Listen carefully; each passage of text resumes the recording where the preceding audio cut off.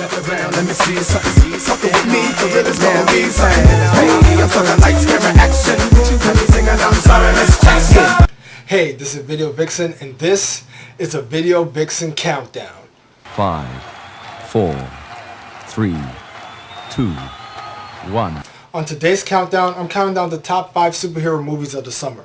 Now, there's a lot of movies that came out this summer, but these specific 5 have made my list as my favorite superhero movies for the summer, alright?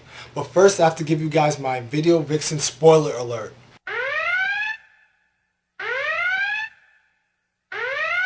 This alert means that I'm going to be revealing a little bit about each movie. So if you have not seen any of these movies on this countdown, you just might not want to see this post, alright guys? So starting off with number 5 on my list, Hancock by Will Smith. Now this movie is about a superpowered being who has been using his powers not very responsibly, and a lot of people think he's a quote-unquote asshole for it. But he meets a publicist in the movie that actually helps him out with his image, and he becomes the superhero that he wants to be. But at the end, there is a little twist when we come to find out that the publicist's wife actually is another superhuman being, and that Hancock and this mysterious lady have actually been connected with each other for the past couple hundred years maybe.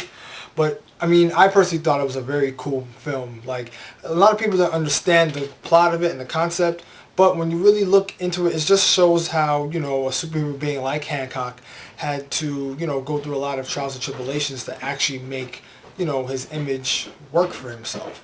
So, I mean, if some people give the movie an extra chance, they'll actually realize that, you know, it was a pretty okay film. I mean, for what it was, I mean, I think Will Smith did a great job as Hancock, and a lot of people had a lot of criticism about his character and who he reflected, but to me, I give it the pass. Number 4 on my countdown is Hellboy 2, The Golden Army.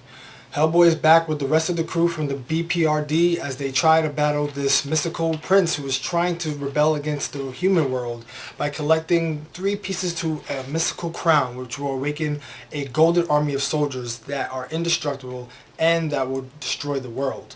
Now, also there's a lot of love interest going on in the movie as Hellboy kind of figures out near the end that Liz is pregnant, but it comes to Abe figuring it out first. So throughout the movie, Abe is trying to keep the secret from Hellboy, and at the same time, Abe is also getting into a relationship with the prince's sister, which is a princess.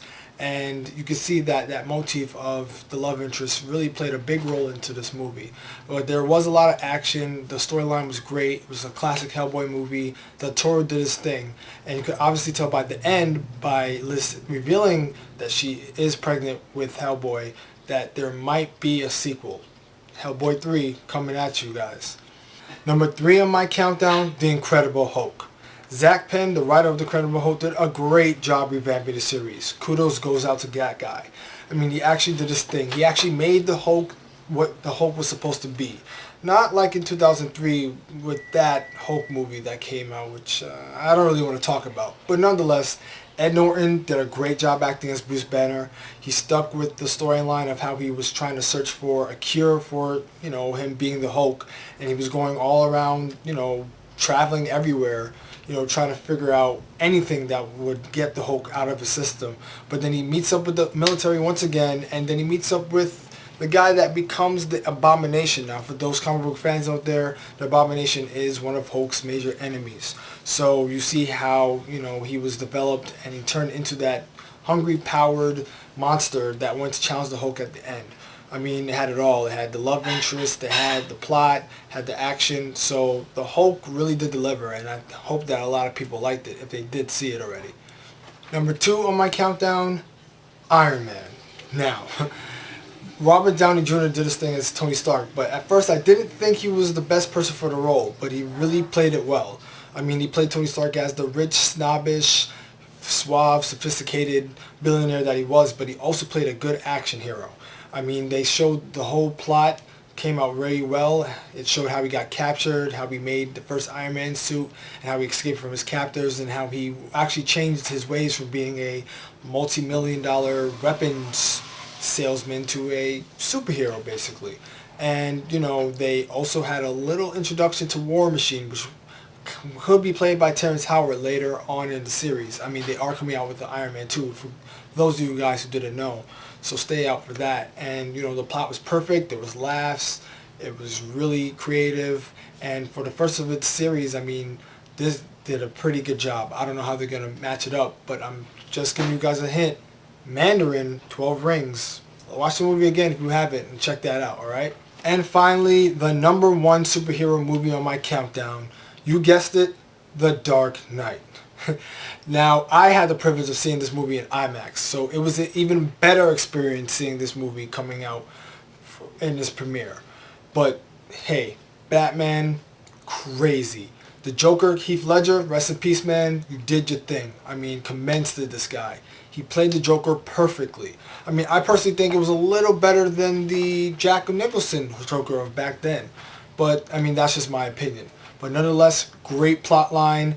It showed Batman becoming a different character as the Joker now enters the scene with his chaos and his rules no rules. So now Batman actually having to face his opposite ego, the one that is lighthearted, jokerish, and killersome, has to actually, you know, step up his game a little bit now, seeing that he has someone out there that's living by no rules and all types of chaos. And of course, throughout the movie, there's a lot of one-liners like, it's all a part of the plan, and what doesn't kill you only makes you stranger.